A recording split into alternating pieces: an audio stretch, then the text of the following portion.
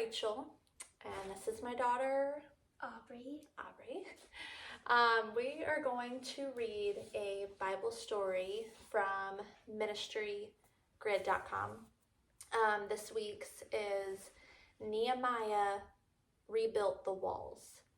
So Aubrey is going to build her wall here, and while she does that, I'm going to read the story, and then I'm going to ask her some questions at the end, and I get to take away some blocks off her wall if she gets them wrong. If she gets them right, she gets to keep her blocks.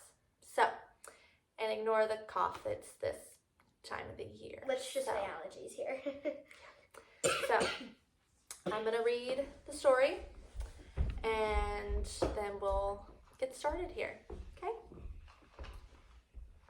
Ready? Mm-hmm. God's people had lived in Babylon for 70 years. Then King Cyrus, the king of Persia, took over Babylon and let them go home. Some of God's people went home to Judah, but some of them stayed in Babylon. Nehemiah stayed and worked for the king of Persia. One day, some men came from Judah. Nehemiah asked, "How are God's people in Jerusalem? How are they doing?" The men had bad news. The people are in trouble. The walls around Jerusalem are broken down and the gates are burned down. Nehemiah sat down and cried. Then he spent time praying and fasting. The king noticed Nehemiah and asked, "What's wrong? Why are you sad?" Nehemiah was afraid. No one was supposed to be sad around the king. Nehemiah said, "The city where my ancestors are is in ruins." The king sent Nehemiah to Jerusalem. Nehemiah led the people to start rebuilding the walls and gates. The workers put in doors, bolts, and bars. They cut stones, lifted them into place on the wall, and they filled in gaps and holes all around the city. People worked side by side. Soon the wall was half as tall as it had once been.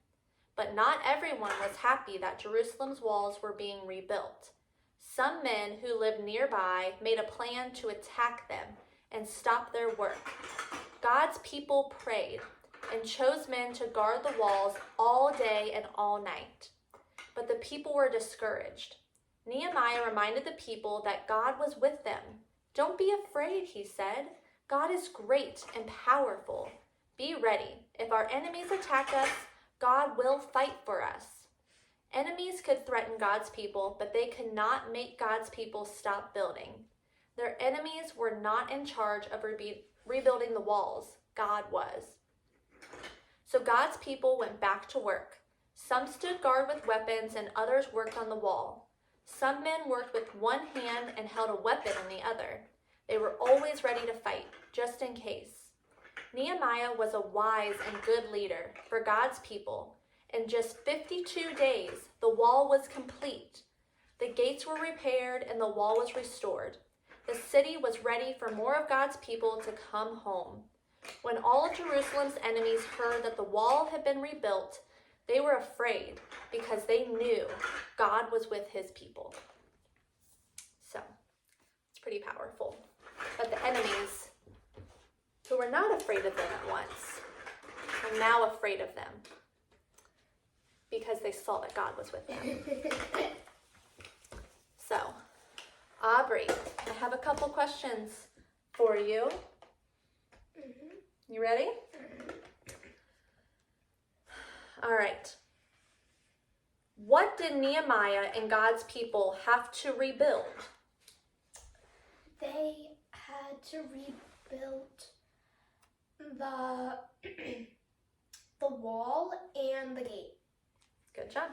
Good job. Who was with them, protecting them while they were rebuilding? Other people and God.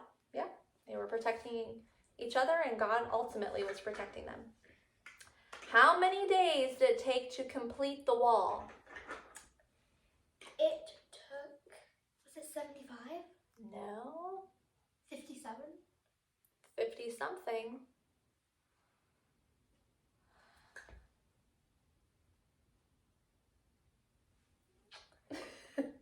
One more try. It was 56. Nope. What was it? 52. 52 days. Wow. All right. There was a part in there where it said that Nehemiah was, this one I'm not going to take away a block, but this is a bonus question. You're going to get your block back if you get this right. Nehemiah was praying and fasting when he heard that the walls had been torn down and the gates. What does fasting mean? So he was crying. He was praying and fasting. What does the word fasting mean? If someone is fasting, what are they doing? They're upset and crying. Fasting? No. Is it? Fasting means to abstain from some food and or drink. So he was not eating, possibly not drinking, but at least not eating during that time because he was fasting. Okay. So I'm going to keep the block. At That's for me. least she didn't take one from my beautiful wall. Yeah.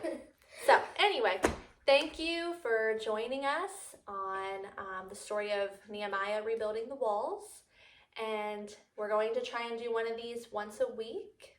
And so next week we'll come back with another Bible story. See how it goes? Yep. Yes. All right. Good job rebuilding your wall. Thank you.